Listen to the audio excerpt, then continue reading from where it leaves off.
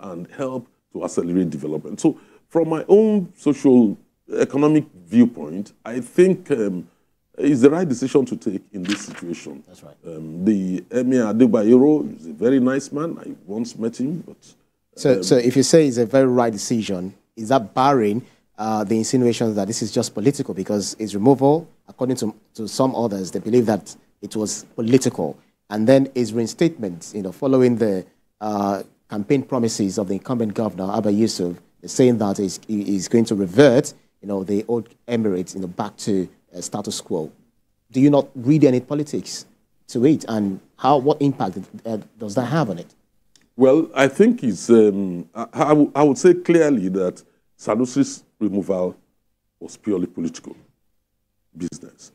His reinstatement is also couched in political terms. If I'm the governor's spokesperson or speechwriter, I would rather not put it that way. He's trying to maintain, I will go back and say, look, we are maintaining the customs and tradition of Kano. We do not want to tamper with it or disrupt with it.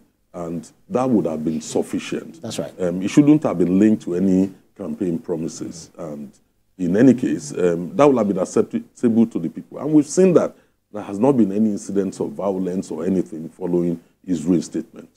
Anyway, Fred, if you look at, we have the geopolitical, status of Nigeria. Look at Oni of Ife. Look at Alake of Egbaland. Look at Olu of Warri. You also look at that of Warri II in Benin.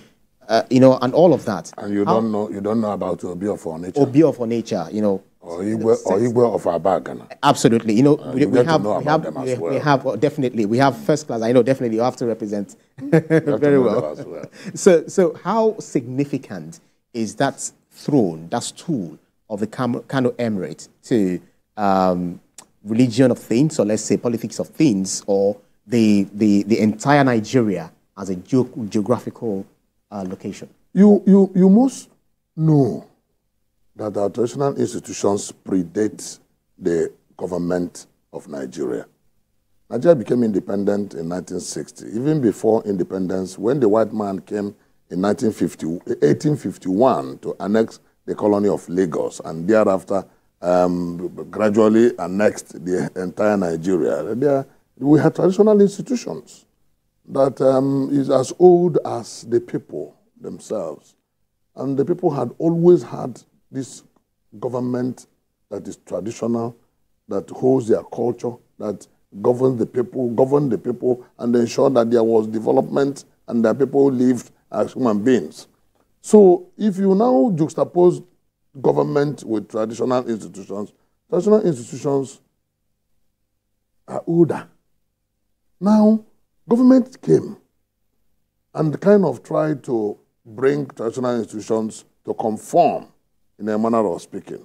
And that is one of the major challenges of our current constitution, because we have always been saying that the constitution has not given adequate opportunity for traditional institutions to contribute meaningfully to national development. And that is why, especially this 1999 constitution that has brought the traditional institution under the control of the state through the local government. And that is why the Commissioner for Local Government Affairs, maybe a 35-year-old young man, will come and dethrone a traditional ruler of a 50-year standing, and we see nothing wrong with it. So we must ensure that our constitution runs in line with the culture and tradition of the people, and by so doing, ensure that the traditional institution is given adequate role and responsibility in terms of national development.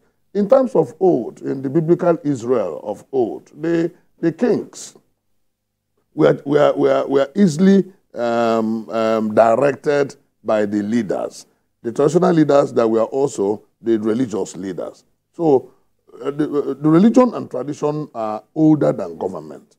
And the modern government must recognize that and not try to flush them out. That is what our constitution has done, trying to flush out the traditional institution. And it becomes very easy to meddle into the life of such institution. How do you and think it has how do you think affected that has been the capacity of the made possible? institution to become relevant in the scheme of affairs.